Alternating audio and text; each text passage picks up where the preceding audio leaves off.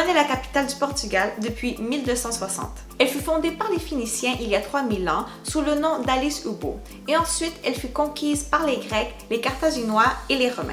Après la chute de l'Empire romain, la ville a fait partie du royaume de Galice. En 711, les musulmans ont pris la cité et en 1147, Alphonse Ier a récupéré la ville à l'aide des croisades.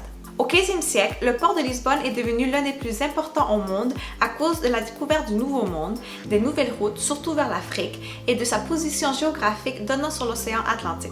Par conséquent, elle est également devenue le centre le plus important d'Europe pour la traite d'esclaves. Quoi visiter à Lisbonne? Premièrement, Lisbonne, c'est ma ville préférée. J'adore Lisbonne.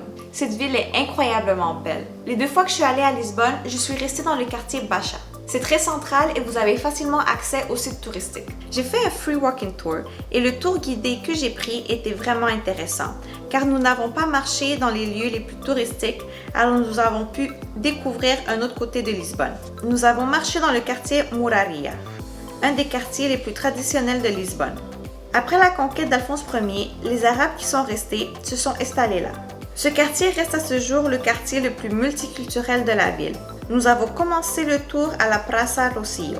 Juste à côté se trouve l'église São Domingo, où notre guide nous a parlé du tremblement de terre de Lisbonne en 1755, un événement qui a fortement marqué l'histoire du pays. Les sismologues estiment sa magnitude entre 8,5 et 9. On dénombre entre 50 000 et 70 000 victimes. Le séisme est survenu un dimanche matin quand les habitants assistaient à la messe. Après le tremblement, l'impact provoqua une vague d'incendie et un tsunami provenant du fleuve Tage. Lisbonne fut grandement affectée. En face de l'église se trouve une étoile de David qui souligne le massacre des Juifs du 19 avril 1506. Lorsque les rois espagnols Isabelle de Castille et Ferdinand d'Aragon ont obligé les Juifs à se convertir ou s'exiler, beaucoup de Juifs ont migré au Portugal. Le roi Manuel Ier du Portugal fut tolérant au début. Toutefois, après son mariage avec Isabelle d'Aragon, il a ressenti une pression de l'Espagne, donc lui aussi a décidé d'obliger les Juifs à se convertir au catholicisme. 9 ans plus tard, chez les chrétiens de Lisbonne, régnait toujours une méfiance envers les nouveaux chrétiens. Un dimanche, lors de la messe, les chrétiens ont dit avoir vu l'apparition de Jésus sur l'autel. Un juif a donné son opinion en expliquant que c'était le reflet de la lumière de la bougie sur la croix. Pour ce commentaire, il s'est fait tuer sur la Praça Rocio. Les frères religieux ont même incité à tuer les Juifs en disant à la population que leurs péchés commis dans les 100 derniers jours allaient être pardonnés. Le massacre du 19 avril dura 3 jours et tua environ 2000 Juifs. Par la suite, nous avons continué notre route. Nous avons connu beaucoup de sites historiques et nous avons fini en haut de la colline à admirer la ville. Vous avez le château de Saint-Georges, anciennement appelé le château des morts car c'est une fortification musulmane. C'est un bel endroit pour venir voir le coucher du soleil. L'ascenseur Santa Justa qui monte vers le Barrio Alto. Barrio Alto, c'est le quartier branché de Lisbonne et où se trouvent les bars, clubs et plusieurs restaurants. Lisbonne, c'est aussi une de mes villes préférées pour faire la fête. Les clubs y ferment à 4 h du matin et la musique est bonne. L'Alfama, c'est le quartier le plus ancien de Lisbonne et celui qui n'a pas été détruit complètement par le tremblement de terre de 1755. On vous conseille de faire un tour dans le tram numéro 28 qui vous fait visiter ce beau district historique. Il y a aussi le musée du Fado qui est dans l'Alfama. Le Fado est un style de musique qui est né à Lisbonne dans les années 1800. Il y a plusieurs versions sur l'origine du Fado, mais il serait né plus précisément dans les quartiers de Mouraria, Alfama et Barrio Alto. Mercado da Ribeira, connu aussi sous le nom du Time Out Market, c'est un marché populaire qui a aussi plusieurs restaurants. Praça do Comércio avec son bel arc de triomphe. De là, vous pouvez prendre le tram numéro 15 pour vous diriger à Belém. À Belém se trouvent plusieurs sites touristiques à visiter. La tour de Belém, le monument Padrão dos Descobrimentos, un monument dédié aux explorateurs du Portugal comme Henri le Navigateur, Vasco de Gama et Ferdinand de Magellan. Le monastère des Géronimos, où repose Vasco de Gama.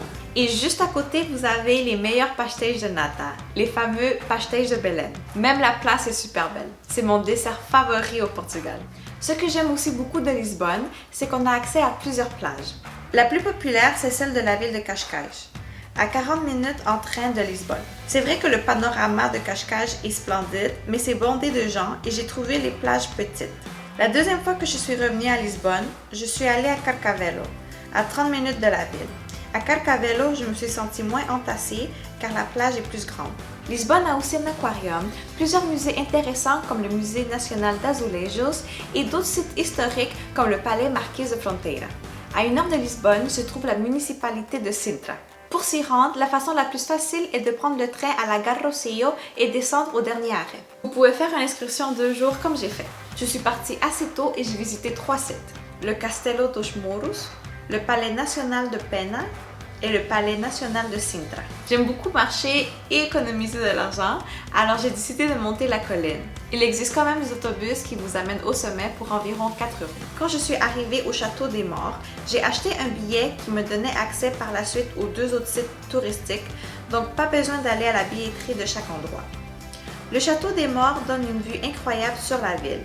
C'est une fortification construite par les musulmans qui occupait une position stratégique fondamentale dans la défense du territoire local et l'accès maritime à la ville de Lisbonne. Le palais de Pena est une des plus belles attractions du pays. Comme sorti d'un conte de fées, ce lieu fait rêver toutes les générations de ceux qui passent et qui en sont éblouis. L'histoire commence au XIIe siècle, lorsque Manuel Ier décide de construire le monastère de Notre-Dame de Pena, où il y avait déjà une chapelle. Lors du tremblement de terre de 1755, l'endroit était quasiment détruit et 100 ans plus tard, cet endroit fut abandonné. En 1836, la reine Marie II se marie avec Ferdinand II. Ferdinand était l'un des hommes les plus éduqués du Portugal au 19e siècle. Dans son enfance, il a eu une éducation soignée où les arts, en particulier la musique et le dessin, jouaient un rôle fondamental. Ce dernier est reconnu pour son amour pour l'art et c'est pour cette raison qu'il se fait appeler le roi artiste. Il décida donc de construire un palais sur ce site. Le bâtiment est entouré de structures architecturales qui font appel à l'imaginaire médiéval avec des ronds-points, des tours de guet, un tunnel d'accès et même un pont-levis.